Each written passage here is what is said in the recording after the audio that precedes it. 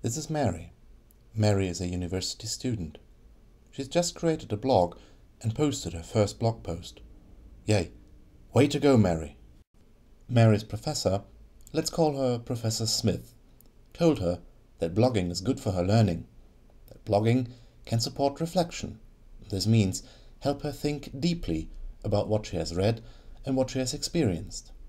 Professor Smith also told her that a good blog can become a kind of portfolio that showcases her writing skills and content knowledge, and could perhaps even land her a job.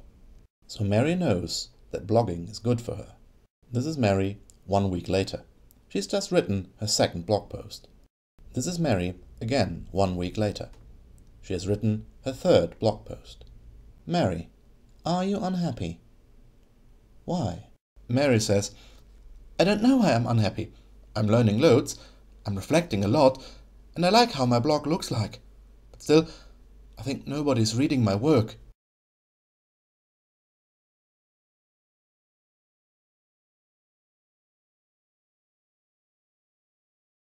These are John and Michael. They are students in Mrs. Miller's class. Mrs. Miller told John and Michael to write a text for the class blog. They have written about electricity, because John thinks that electricity is so cool. John and Michael are excited. They are writing real texts for real readers, just like a journalist who writes for a newspaper. Wow! Great job, John and Michael. And great job too, Mrs. Miller. A week later, Mrs. Miller checks the class blog. She logs in and looks at user statistics. The blog post of John and Michael has 20 hits. This means 20 times did people click on this blog post. Mrs. Miller herself checked the blog daily. Did anybody except herself read this blog post? Mrs. Miller is sad. Should she tell her students that nobody reads their blog posts? She looks at John and Michael. They seem to be very proud of their text, even though nobody has commented on it, and they have no idea how many or how few people have read it. They just know they wrote a fantastic text about electricity and that it's on the internet now, where everybody in the whole world could read it.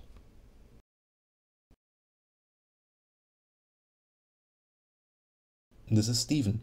Stephen loves to blog. He writes about all kinds of stuff. His new smartphone, his trip to Disneyland, how much he likes ice cream. I love blogging, Stephen says. It's a blast. Stephen's friend, Tommy, looks at his blog and laughs. Who reads these kinds of things anyway?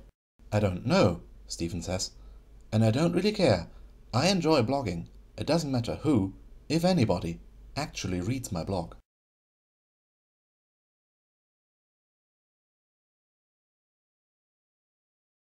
When we use blogging in educational contexts, does it matter who reads the blogs? Ong wrote, back in the 70s, the writer's audience is always a fiction. When students blog, there are two audiences. A symbolic audience, the audience in the learner's head, and a physical audience. The bums on seats are real people surfing the net. When you blog, or tweet, or upload videos to YouTube, what assumptions do you hold about your audience?